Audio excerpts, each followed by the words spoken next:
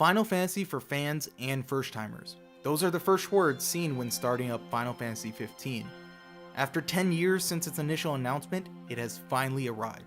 Now there's probably no way the game can live up to the hype it's gained throughout the years, but it is a fair question to ask if this is truly, as it says, a game for both fans and first-timers, or is this just Square's Final Fantasy? Let's just hope this isn't some omen. Final Fantasy 15 has you play as the crown prince of the kingdom of Lucius, Noctis. Noctis is about to have a wedding to bring Lucius and the warring empire of Niflheim at peace. En route to the wedding, Niflheim invades the kingdom, attacking the capital of Lucius. Now it's up to Noctis and his friends to reclaim the fallen kingdom. While the story appears to be straightforward, it can get confusing along the way.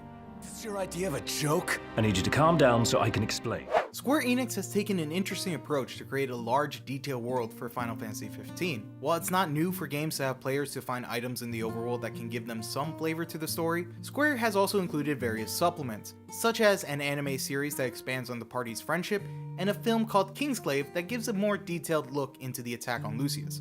We did not watch any of these before we played 15, nor after. Throughout the game's main story, you get a feeling that's supposed to give a sense of brotherhood between Noctis and his friends, feeling for their trials and tribulations.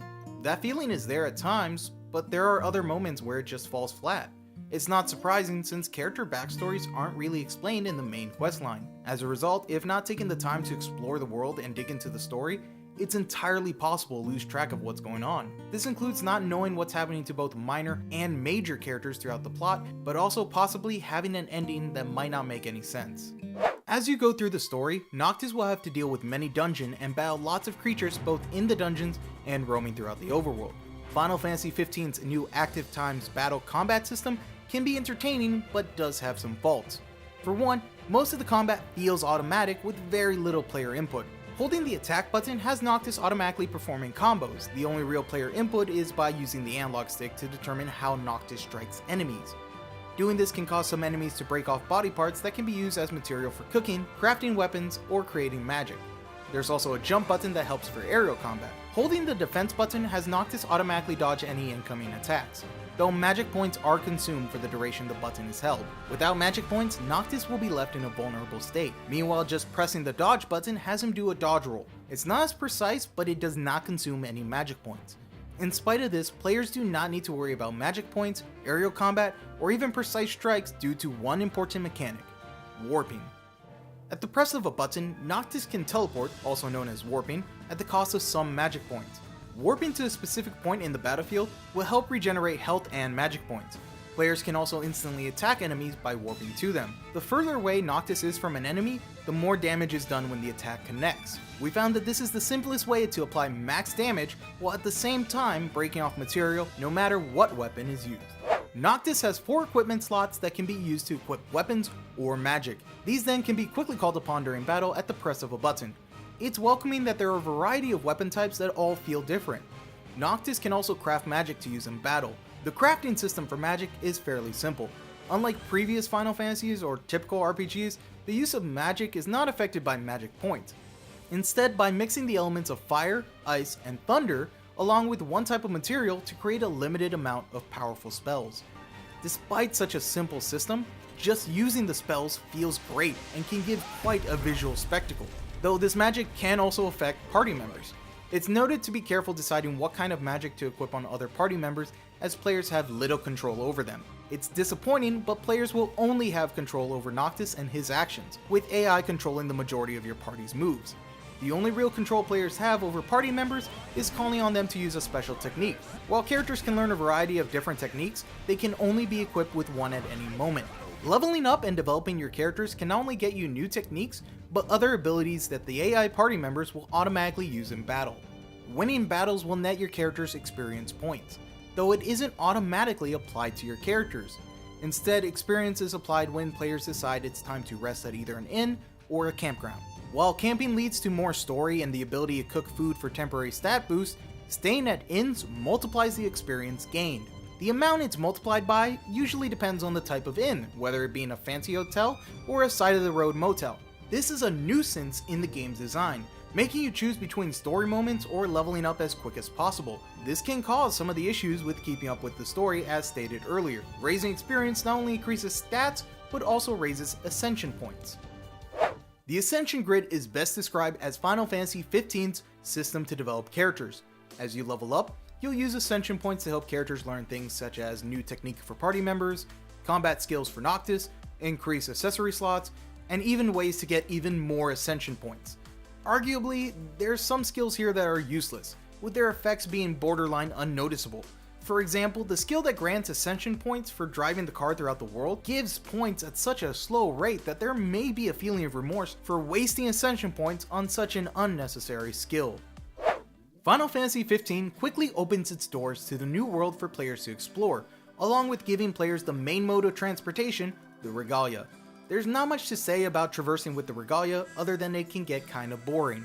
The car can be driven by one of your party members, essentially putting it into autopilot, or manually driven by Noctis.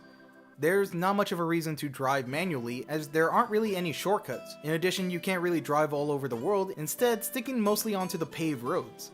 At first, the autopilot will only be active during the day, as strong creatures known as demons appear during the night.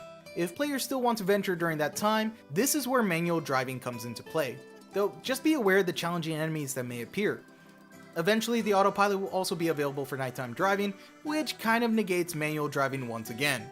There's also the ability to quickly fast travel to a location you've already visited for a small fee. There are times you can't fast travel to exact locations of towns or quests, and therefore have to use the car. Speaking of quests, more than half of our 40-hour playtime was spent on engaging side quests. There are several different types of side quests, from hunting various creatures, to leisurely activities such as fishing, to the ones given out by NPCs. At first, the NPC quests can seem to be dull, giving you the boring cliche task of collecting a certain amount of worthless items that are just in the overworld. However, eventually the tasks bring your characters to face powerful enemies and entering dungeons that would not be explored during the main story, each having an intense boss battle at the end with a powerful weapon waiting afterwards.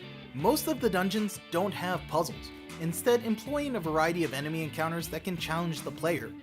There's not much when it comes to a dungeon's design, but the way they're presented is fantastic.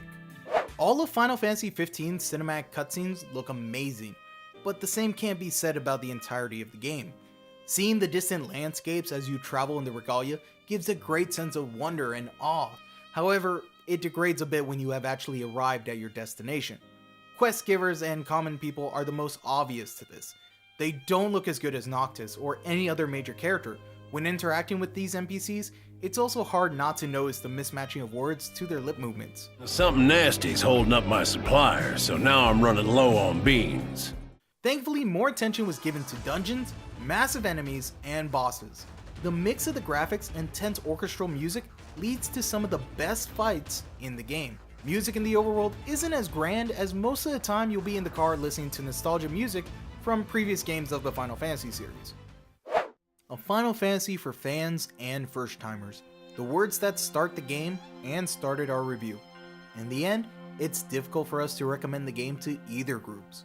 Square is trying to develop a large expansive world with a rich story, something akin to Lord of the Rings or the Harry Potter series, yet it doesn't seem to work very well.